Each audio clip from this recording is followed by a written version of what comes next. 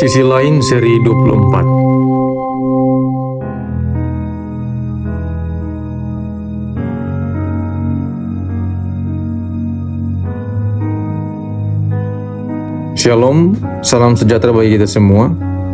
Saudara-saudara yang diberkati Tuhan, surat Efesus, surat Kolose, surat Filemon, dan surat Filipi ini dikenal sebagai surat penjara. Ini karena surat-surat tersebut ditulis saat Paulus ada di dalam penjara di Roma pada tahun 60 Masehi.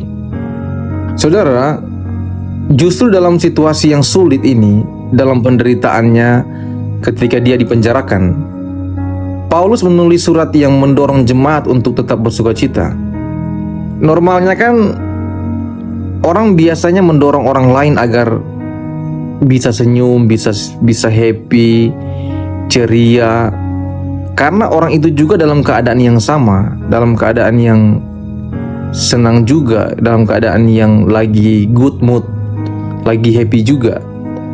Tapi Paulus sebaliknya, berada di dalam penjara itu berarti menjadikan nama baik seseorang menjadi rusak. Di dalam penjara orang tidak bisa berbuat banyak, tidak bisa berbuat apa-apa lagi, mati karir dan hal-hal negatif yang lain. Tapi hal tersebut seperti tidak dialami oleh Paulus. Paulus masih bisa menjadi berkat bagi orang lain meskipun dia ada di dalam penjara. Ternyata memang tempat yang kita anggap paling buruk sekalipun tidak bisa menghentikan atau menggagalkan rencana Tuhan kalau Tuhan sudah berkenan. Bapak Ibu saudara-saudara yang diberkati Tuhan, yang menjadi tujuan Paulus menulis surat ini adalah karena ia hendak berterima kasih atas perhatian dan dukungan jemaat Filipi saat ia dipenjarakan. Jemaat Filipi sangat mengasihi Paulus. Mereka sampai mengutus Epafroditus yang adalah bagian dari mereka sebagai jemaat untuk melayani Paulus di dalam penjara, mengirimkan bantuan dana bagi Paulus. Paulus sangat menghargai dan mengapresiasi perhatian dan bantuan jemaat Filipi ini. Kalau kita perhatikan, semua perhatian dan pemberian jemaat Filipi kepada Paulus itu adalah buah atau hasil dari pelayanan yang benar, pelayanan yang murni. Paulus menuai apa yang dia tabur. Di sini Paulus tidak bergantung, tidak berharap atau tidak menyandarkan hidupnya pada bantuan atau pemberian jemaat. Kasarnya Paulus tidak memanfaatkan jemaat lah. Saudara, ada dua hal yang ingin Paulus sampaikan di sini. Pertama, Paulus perlu berterima kasih atas perhatian dan pemberian dari jemaat Filipi. Kedua, Paulus menekankan prinsip-prinsip rohani untuk menghadapi tantangan dan persoalan hidup. Nah, saudara-saudara, mengenai ucapan terima kasih Paulus kepada jemaat Filipi, kita boleh belajar, kalau kita mendapat bantuan dari siapapun, ingat itu dari Tuhan. Mengucap syukurlah kepada Tuhan. Tapi jangan pernah lupa juga kepada alat yang Tuhan pakai itu. Karena Tuhan menggerakkan orangnya, tapi orangnya juga dengan rela hati mau memberi dan mau membantu kepada kita. Maka bersyukur kepada Tuhan itu hal yang wajib. Tapi berterima kasih dan menghargai orang-orang yang Tuhan pakai untuk menolong kita, itu juga sesuatu yang wajib.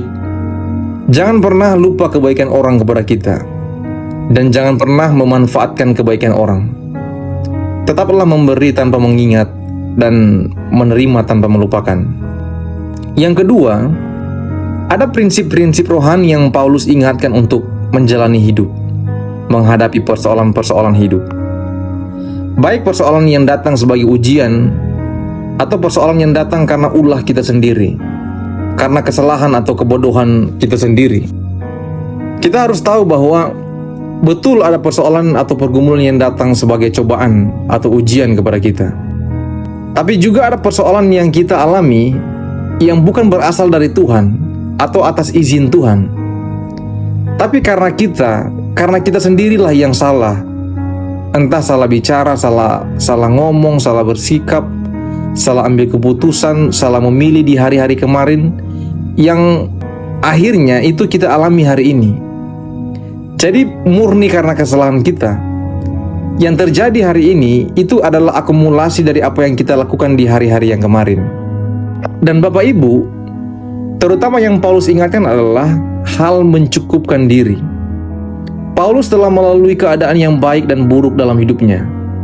Dia telah belajar rahasia untuk mencukupkan diri dalam menghadapi berbagai keadaan, baik kekurangan maupun kelimpahan. Kita hidup di zaman yang rasa-rasanya sulit untuk berkata cukup. Zaman yang sangat kompetitif, yang penuh gengsi, zaman yang penuh persaingan, tapi persaingan dalam hal gaya atau penampilan. Saudara, makna lain dari kata mencukupkan diri di ayat 11 adalah merasa puas. Kalau saudara cek Alkitab bahasa Indonesia sehari-hari, berbunyi begini: saya mengemukakan ini bukan karena saya berkekurangan, sebab saya sudah belajar merasa puas dengan apa yang ada. Filipi 4 ayat 11. Mencukupkan diri dan merasa puas itu penting, Bapak Ibu. Dengan kita selalu mencukupkan diri dan merasa puas, itu akan menghindarkan kita dari berbagai macam kejahatan. Seperti selingkuh. Kenapa orang selingkuh? Karena tidak puas. Kenapa orang terlilit hutang kredit contohnya? Pinjam uang sana sini. Karena gengsi yang tinggi. Ingin terus update, ingin selalu terbaru, sehingga terlalu memaksa sesuatu yang sebenarnya tidak harus, tidak penting. Bapak, Ibu, saudara-saudara, adik-adik pemuda dan remaja, gengsi itu menghancurkan. Mencukupkan diri dan merasa puas akan membentengi kita dari kejahatan. Kejahatan-kejahatan yang terjadi sekarang ini, di hari-hari ini, itu akibat karena ketidakpuasan dan kita tidak bisa mencukupkan diri dalam segala hal. Selanjutnya, segala perkara dapat kutanggung di dalam Dia yang memberi kekuatan kepadaku. Kalimat yang menjadi tema ini, poinnya di sini adalah harus di dalam Dia dulu. Karena logikanya kan berarti di luar Dia atau di luar Tuhan, kita manusia tidak dapat berbuat apa-apa. Kalimat ini, kalimat segala perkara dapat kutanggung di dalam Dia, kalimat ini hanya bisa diucapkan oleh orang yang betul-betul punya pengalaman hidup di dalam Tuhan. Kita dapat merasakan dalam surat ini bagaimana hubungan Paulus dengan Yesus yang dia percaya sebagai Tuhan. Paulus menunjukkan bahwa mengenal Yesus selalu merupakan pertemuan pribadi yang mendalam dan yang mengubahkan. Bicara tentang di dalam Dia, bicara tentang perubahan hidup. Ada sesuatu yang berubah. Nah, saudara-saudara, Bapak Ibu yang dikasihi Tuhan, kita bisa menghadapi apapun kalau kita ada di dalam Tuhan. Di dalam Tuhan tidak sama dengan di dalam gereja. Di dalam Tuhan tidak sama dengan di dalam ibadah. Sebab orang yang ada di dalam gereja, orang yang ada di dalam organisasi gereja, orang yang ada di dalam ibadah tidak berarti dia ada di dalam Tuhan. Banyak orang ada di dalam gereja tapi tidak di dalam Tuhan.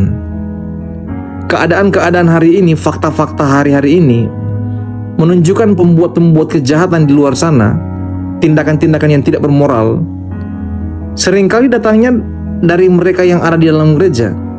Nah, kenapa ini terjadi? Karena memang hanya ada di dalam gereja, bukan di dalam Tuhan. Di dalam Tuhan berarti di dalam firman, di dalam kebenaran. Di dalam Tuhan berarti menghidupkan firman atau melakukan kebenaran. Sikap, tindakan, dan pikiran kita dituntun dan diarahkan oleh kebenaran. Bapak Ibu, pada akhirnya meneladani Paulus, mari kita belajar berterima kasih, belajar menghargai dan menghormati mereka yang Tuhan pakai untuk menolong dan memberkati kita. Belajar mencukupkan diri dan merasa puas. Belajar hidup betul-betul ada di dalam Tuhan. Kiranya Tuhan memberkati dan menolong kita semua. Amin.